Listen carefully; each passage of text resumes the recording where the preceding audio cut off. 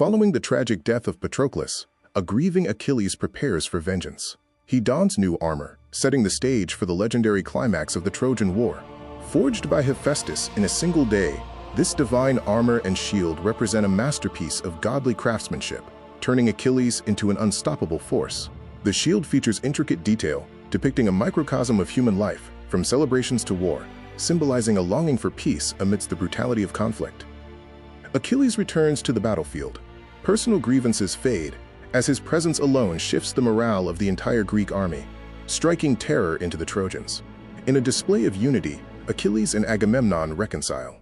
The feud that nearly broke the Greek ranks is put aside to focus on the siege of Troy. Briseis returns to the camp. Yet, despite the reunion, the atmosphere remains heavy with the grief of Achilles, whose heart is consumed by the loss of his friend. Achilles unleashes his wrath upon the plains of Troy. He moves through the battlefield like a force of nature, dealing destruction to all who stand in his path. The carnage is so severe that the river itself rises in protest. Achilles engages in a supernatural struggle against the river god, Scamander, before divine fire intervenes. The Trojan army panics, retreating behind the city walls as Achilles advances. A sense of existential dread hangs over the city as the gates are slammed shut. Hector remains alone outside the gates. Bound by duty and honor, he refuses to retreat, choosing to face his destiny in the dust of the battlefield. From the ramparts, King Priam and Queen Hecuba plead with their son to return to safety, but Hector remains resolute in his decision to stay.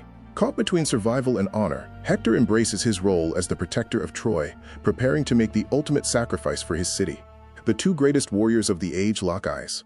In this moment of intense silence, the decade-long war reaches its inevitable, defining climax. As Achilles approaches, terror takes hold. Hector, in a sudden display of human vulnerability, flees around the city walls, chased by the relentless warrior. The chase concludes through divine deception. Athena, disguised as Hector's brother, tricks the prince into stopping his flight, sealing his fate in this final duel.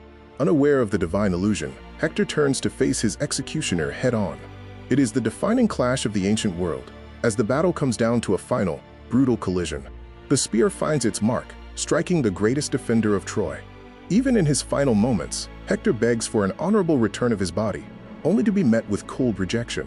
In a moment of profound cruelty, Achilles binds the fallen prince to his chariot.